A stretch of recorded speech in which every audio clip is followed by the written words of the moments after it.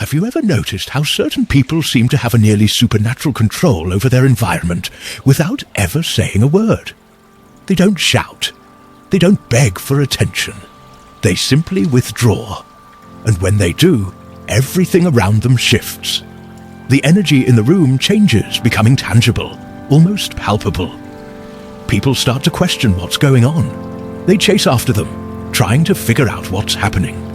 The calm, predictable atmosphere suddenly feels charged with something different. Now, imagine if you did the same. What if you stopped reacting to everything immediately? What if, instead of giving in to automatic responses, you chose silence and retreat over explosion and impulse? What would happen then? This is where everything begins to change. When you stop being emotionally, physically, and psychologically available all the time, the world around you goes into crisis. People are used to controlling you through your reactions, your impulses, and your predictability. They know exactly how you'll respond. But when you choose to withdraw, the game changes. Those who thought they knew you, who thought they had you figured out, suddenly realize they know nothing about you. It shakes them. They're forced to confront their own insecurity, because your withdrawal throws off the power dynamic that once existed. Carl Jung once said, "Everything that irritates us about others can lead us to a better understanding of ourselves." When you withdraw, you begin to see the reactions of others more clearly. Think about it. When you become less accessible, who truly gets desperate? Who gets irritated when you don't react? Who tries to provoke you just to draw an emotional response? This reveals more about them than it does about you. It shows how much you've been manipulated without even realizing it. You've been giving yourself away, trying to please, trying to keep the peace, terrified of losing people who weren't really with you in the first place. With every forced yes, every immediate response, every emotional reaction, you give away a piece of your energy. And by the end of the day, what's left? Tiredness, frustration, an emptiness you can't explain. But I'll tell you why. Because you've been too available to people who don't even deserve a minute of your silence. This isn't about turning your back on the world. It's about choosing yourself. It's about learning what Jung called individuation, the process of becoming whole, authentic and complete. Individuation begins the moment you realize that silence can be more powerful than 1,000 arguments. When you withdraw with awareness, when it's a conscious choice, not an escape, that's when the real power comes. So let me ask you, how long will you continue to be controlled by the emotions of others? How long will you react like a puppet every time someone pokes at your wounds? Maybe it's time to cut those strings, to withdraw, to become a mystery. Because when you stop being available to everyone, everything changes, the dynamics shift, and for the first time in a long while, you'll have control. Since childhood, you've been taught to be present, to respond quickly, to please, to say yes, even when you want to say no. You were conditioned to believe that your worth lies in how available you are to others. But here's the truth. This excessive availability is not a virtue. It's a prison. As long as you continue to believe you need to be accessible all the time, emotionally and otherwise, you'll be manipulated, drained, and forgotten the moment you're no longer useful. Why does this happen? Because being always available makes you predictable. And everything that is predictable becomes a tool. People start using you as their emotional emergency button. They press it when they need attention, validation, or comfort, and then they put you back on the shelf when they're done. You don't see this because you're trapped in the illusion that being present for others will somehow make them present for you. But that's not how it works. Carl Jung talked about the persona, the mask we wear to gain love, approval, and acceptance. And this very mask keeps you overly available. You say, "It's fine," when you're suffocating. You respond to messages right away, even when you're exhausted. You justify yourself, explain yourself, defend yourself, as if you owe the world an explanation. But the truth is, the more you place yourself at the center of everyone else's life, the more you disappear from your own. Being available all the time is a form of self-abandonment. It's a disguised way of seeking approval, avoiding rejection, and trying to control how others see you. But this constant need for control comes at a price. Your peace, your vital energy is being drained as if it were infinite, when in fact it's anything but. People who want you available all the time don't want you. They want what you provide: validation, company, distraction, and emotional comfort. But when you start changing, when you set boundaries, when you refuse to react, those same people become irritated. They'll accuse you of being strange, of changing. It's not because you've changed, it's because you've stopped being useful to them. And here's the hard truth: the more available you are, the less value others give you. Because when something is always there, it loses its worth. People don't respect what they don't have to earn. So, ask yourself, who truly deserves your time? Who deserves your attention, your energy, your listening? Or better yet, who deserves your absence? But before you can answer that, we need to understand one thing. Why do we react so much? Why do we give in so easily? What lies behind this almost automatic need to respond, to justify, to please? The answer lies in what Carl Jung called psychic energy. Your energy is everything you have, and if you don't learn to protect it, others will use it against you. Jung didn't see the mind as an automatic machine that reacts to stimuli without consequences. He believed that our psyche is like an energy system, and every thought, every emotion, every action consumes a part of that energy. The question is, are you choosing where your energy goes, or are you letting the world decide for you?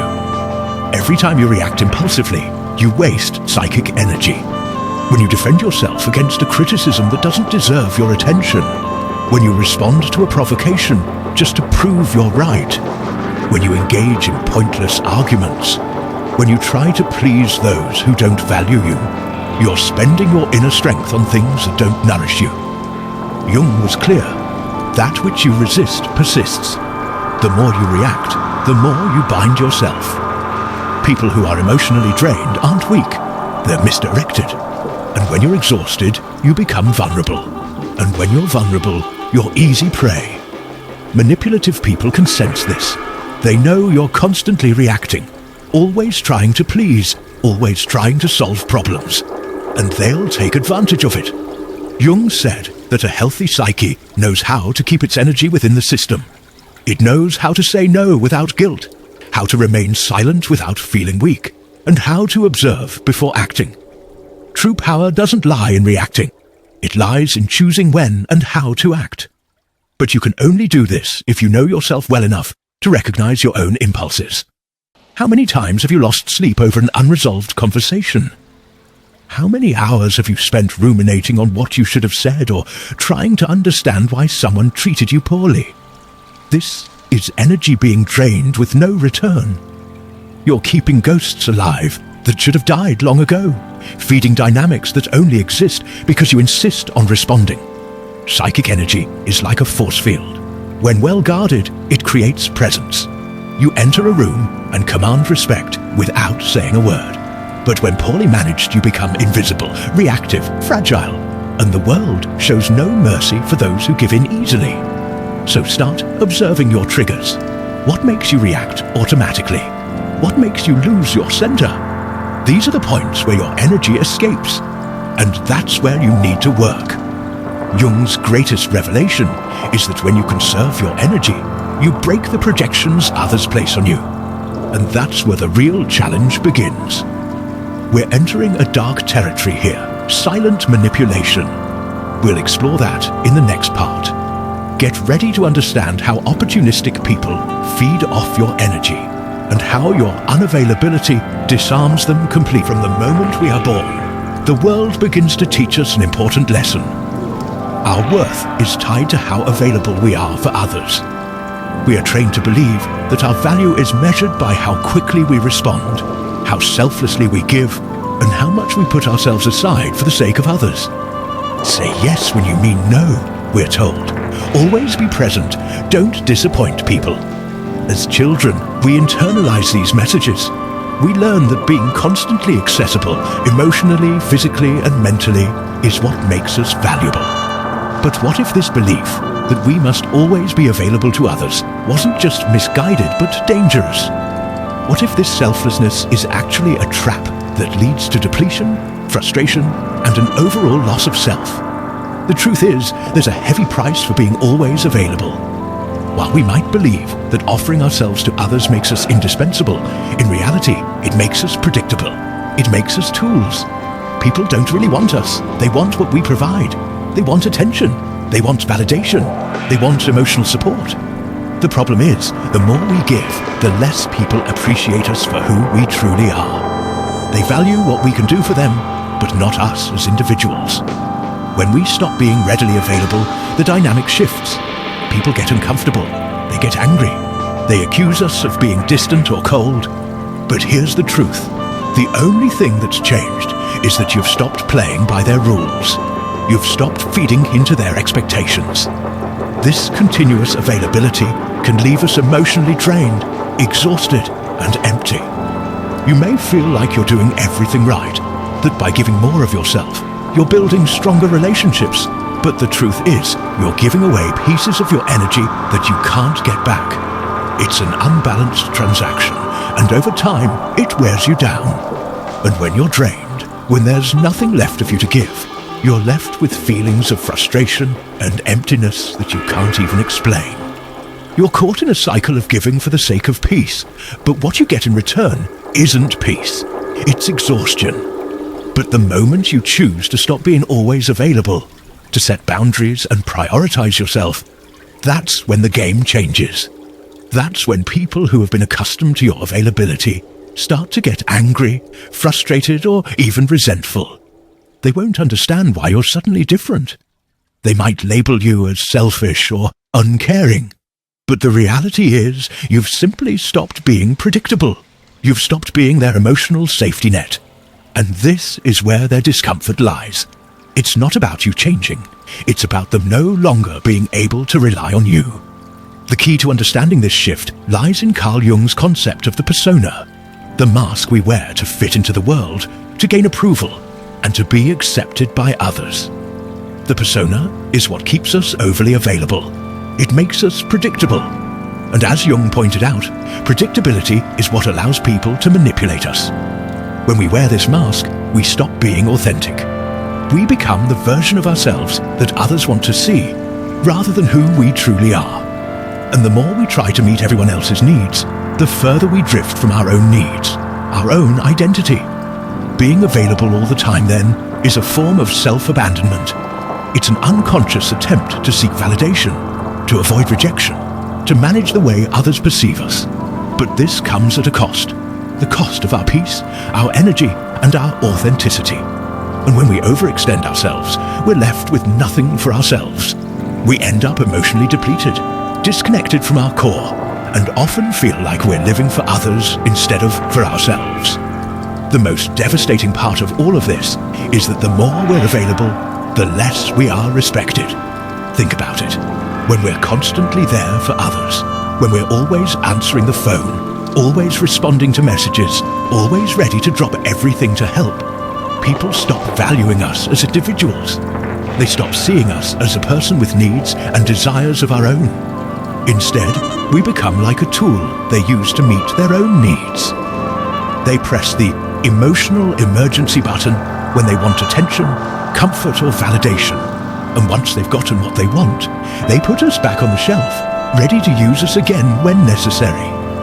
This is a transactional relationship, not a genuine one. And when you decide to stop being the go-to person for everyone, people will get upset. They'll accuse you of being selfish or inconsiderate, but the reality is they don't care about you. They care about what you provide for them. So, why do we continue to react to others? Why do we keep ourselves in this constant state of availability? The answer, according to Jung, lies in psychic energy, the energy we expend in every thought, every action, every emotional response. Every time we react impulsively, every time we defend ourselves against an unnecessary attack, we're wasting that precious energy. And what happens when we waste it? We end up feeling drained, vulnerable, and disconnected from our true selves. We're feeding into emotional dynamics that don't serve us, and we're depleting ourselves in the process. This is why it's so important to learn how to conserve your psychic energy. Because if you don't protect it, others will use it against you. People who are emotionally drained aren't weak. They are misdirected. They don't know how to guard their energy. They don't know how to say no, to set boundaries, to remain silent when necessary. And in doing so, they become vulnerable to manipulation. This is when opportunistic people can take advantage of them. They sense the vulnerability and they use it to their advantage. In his teachings, Jung emphasized that a healthy psyche knows how to keep energy within the system. It understands the importance of saying no without guilt, of remaining silent without feeling cowardly, and of observing before reacting. True power, he argued, doesn't lie in constant reaction. It lies in choosing when and how to act. And this can only happen when we become self-aware, when we recognize our own triggers and impulses. How often have you lost sleep over a conversation that didn't need to happen? How many times have you found yourself replaying a moment, trying to understand why someone treated you the way they did? This is energy being drained without any return. You're keeping unnecessary emotional ghosts alive by constantly reacting to them. But when you stop reacting, you start to reclaim that energy. Psychic energy, according to Jung, acts like a force field. When well guarded, it creates presence. You enter a room and people take notice without you having to say a word. But when your energy is poorly managed, you become invisible. You become reactive, fragile, and the world has no mercy for those who give in to every demand placed on them. This is why it's crucial to observe your own triggers. What makes you react automatically? What causes you to lose your center? These are the points where your energy escapes, and these are the areas where you need to work on becoming more selective. When you start conserving your energy, you begin to break free from the projections others place on you. You stop being the person they need you to be, the person they rely on for emotional comfort. This shift may cause discomfort for others, because they will no longer have control over you, but the truth is, you've stopped playing their game. And that's the moment when you start to find your own power. Jung understood this process of individuation as one that required distance from the collective, a detachment from the personas we wear for others. When you begin to conserve your energy, when you stop reacting to the expectations of others, you begin the journey of reclaiming your authentic self. This is the moment when you stop being a mere reactor to the world and instead become the creator of your own reality. The process of individuation, of becoming who you truly are, requires you to disidentify from the roles others place on you. The moment you do this, you stop giving in to emotional manipulation. You stop giving away your energy to people who don't value you. The people who remain in your life are the ones who respect you for who you are, not for what you provide. And this is liberating. You'll lose some people, yes, but you'll gain something far more valuable, yourself. When you stop being available for everyone, you become a rare commodity, someone who is deeply valued for the authenticity and power they bring into the world. Dear waves, silence is a weapon. It's often seen as passive or weak, but in reality, it is one of the most powerful tools for self-empowerment. When you begin to embrace silence, when you consciously choose to withdraw and not react, you create a powerful space for inner transformation. The world, which is filled with noise and distractions, doesn't understand the strength of silence. The modern world is always urging you to speak, to explain, to engage, to react. But true power lies not in responding immediately, not in giving an answer for the sake of it, but in choosing when and how to respond, and in knowing that sometimes not responding is the most powerful move you can make. Carl Jung understood this well. He believed that individuation, the process of becoming your true, authentic self, requires periods of isolation. Not isolation in the sense of withdrawal into despair, but a sacred kind of isolation. It's a retreat where you reconnect with your essence, free from the distractions and expectations of the world around you. In this silence, you rediscover who you are beyond the roles you play, beyond the expectations that others place on you. It is in silence that you begin to hear your own voice, your true voice. It is in silence that you can find clarity amidst the noise of the world. When you begin to embrace silence, you are no longer reacting to the world. You are no longer swayed by the opinions of others, the emotional demands of those around you, or the noise that constantly fills your mind. You become the observer of your life, not the reactor. You see the patterns, the cycles of manipulation, and you realize that much of the noise around you is nothing more than distractions designed to keep you off balance, to keep you reacting, to keep you engaged in things that don't matter. It's in this space of silence that you begin to develop a sense of clarity and strength. No longer do you feel compelled to explain yourself to others or to justify your actions. The need to please others fades away. The need to respond to every criticism or provoke fades. You realize that your energy is precious, and you begin to guard it. No longer do you allow people to drain you with their emotional needs, their expectations, or their projections. Instead, you learn to say no, to maintain your boundaries, and to stand firm in your sense of self. But silence is not without its challenges. When you choose to become unavailable, when you choose to step back and stop reacting, people will start to react. They will try to provoke you. They will accuse you of being cold, distant, or even selfish. They may criticize you, try to manipulate you, or attempt to drag you back into old patterns. This is part of the process. It's not that you've changed, it's that you've stopped playing by their rules. And that, for many people, is uncomfortable. The discomfort that arises when you choose silence is a reflection of the discomfort others feel when they no longer have control over you. When you stop reacting to their emotional games, when you refuse to engage in their manipulations, it forces them to confront their own behavior. It forces them to look at themselves. And not everyone is prepared for that. Many people prefer to live in the illusion that they have control over you, that they can manipulate you with their actions, their words, or their emotional needs. But when you stop giving in, when you stop playing their game, they are forced to deal with their own emptiness, their own emotional noise. And that is a powerful thing.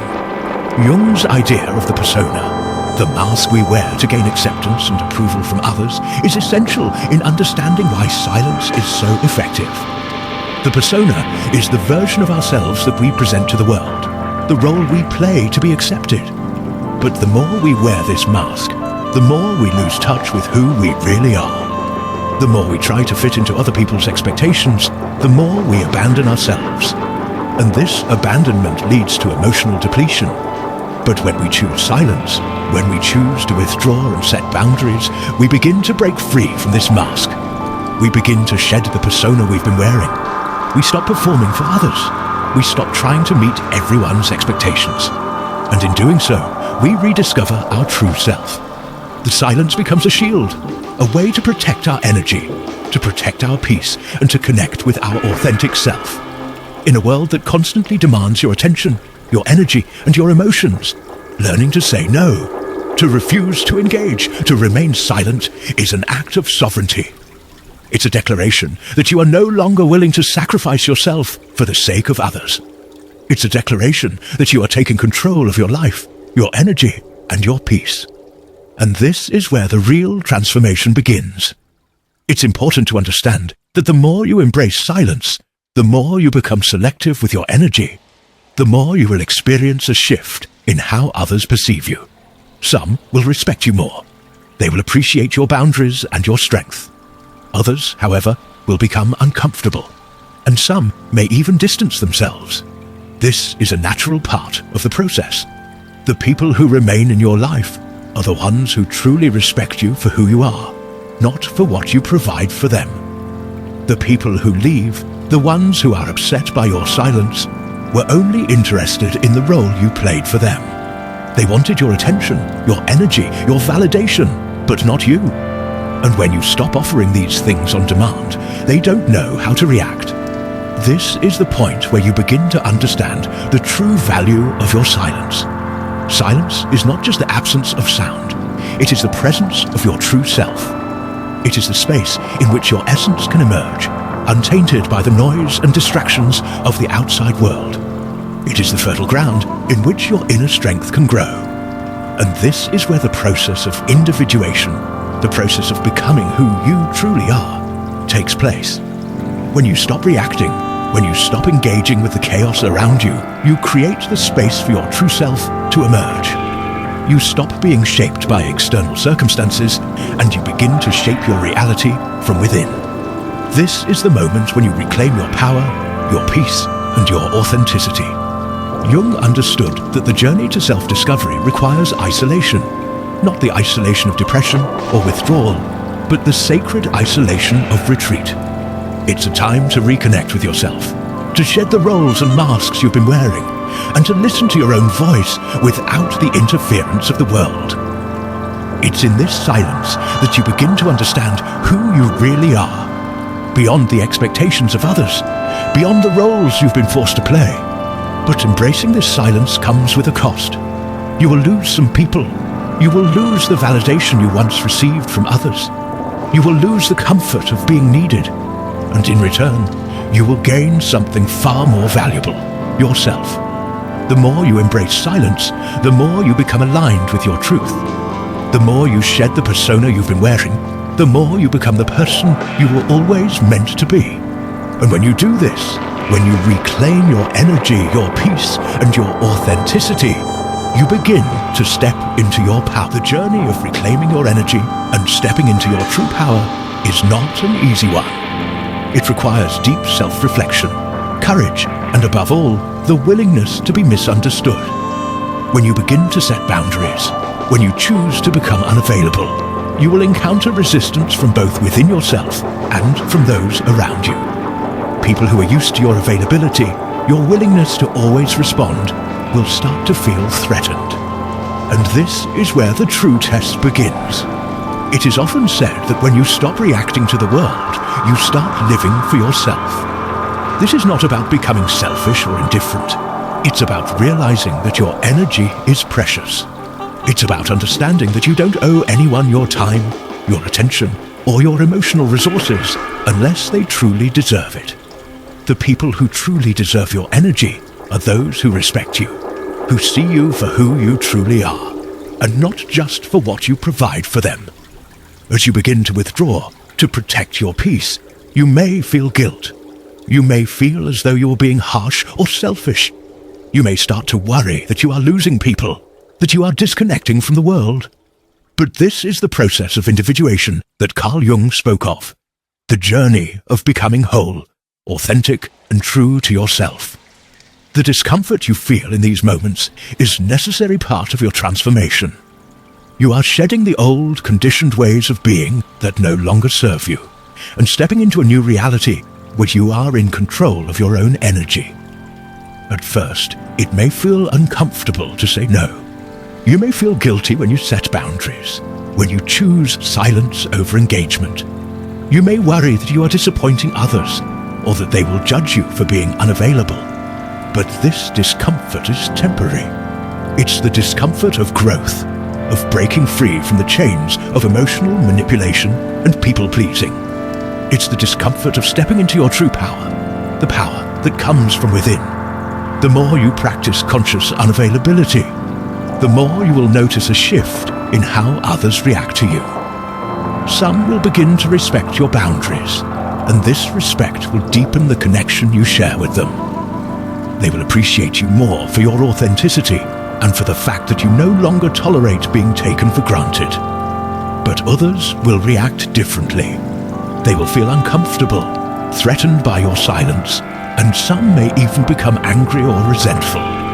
This is when you will truly see who is aligned with you and who is only interested in the version of you that they have created in their minds. People who only valued you for your availability, your emotional support, or your attention will begin to fade away. And while it may feel painful at first, this is a necessary step. These people were not really with you. They were with the version of you that they could control. The version of you who was always available, always ready to please. The hardest part of this process is accepting the truth. Some people will leave your life. They will distance themselves when they can no longer control you, when they can no longer manipulate you with their emotional needs. They will criticize you, accuse you of being cold or selfish, but deep down, you will know the truth. You are no longer allowing yourself to be controlled. You are no longer available to play the roles they assign to you. You are choosing to honor yourself, and that is a beautiful, courageous act. In the space that opens up when these people leave, you will find freedom. You will find a new sense of peace and clarity that you have never experienced before. This is the power of silence. It's not an absence of sound, but a presence that cannot be shaken. Silence allows you to stand firm in your truth. It gives you the strength to say no, to refuse to engage in emotional battles that do not serve you. It gives you the space to observe, to see the truth beneath the surface of everyday interactions, to recognize the manipulation and control that you may have once accepted without question. Jung spoke about the importance of this silence in the process of individuation. He said that in order to truly become who you are, you must step away from the collective. You must disconnect from the masks and roles that society has imposed on you. This process of distancing, of becoming unavailable to the demands of others, allows you to reconnect with your own center. It allows you to listen to your own voice without the interference of external influences. And when you do this, you begin to reclaim your energy. Your energy is your most precious resource. When you stop reacting to everything, when you stop engaging in every emotional drama, you begin to conserve that energy. You become more selective with where it goes and how it is spent. You no longer give your energy away to people who do not deserve it. People who only want to take from you without giving anything in return. You become sovereign over your own life. But it's not just about saying no to others. It's about saying yes to yourself. It's about recognizing your own worth and realizing that you deserve peace, joy, and authenticity. It's about knowing that you are enough, just as you are. You do not need to prove yourself to anyone. You do not need to seek validation from others. When you stop seeking approval, when you stop giving into the pressure to always be available, you begin to step into your true power. This is the essence of self-love, choosing yourself, even when it means walking alone for a while.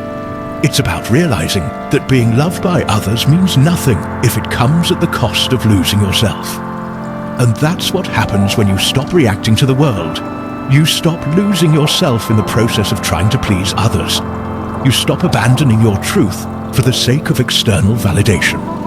And in doing so, you rediscover your authentic self. But let's not pretend that this process is easy.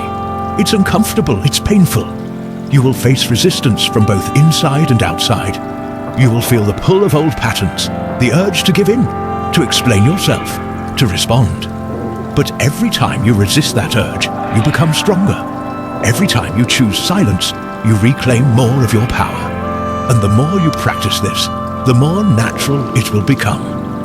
Eventually, you will reach a place where you are no longer dependent on the approval of others. You will no longer feel the need to explain yourself, to justify your choices.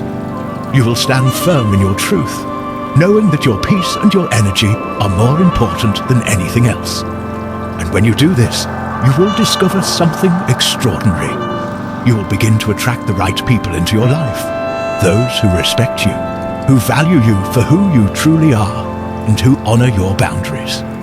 This is the rebirth that comes from embracing silence and unavailability. It's the rebirth of your true self, the one who has been hidden behind the masks and roles you've been playing for so long. And this rebirth is not just about who you are becoming.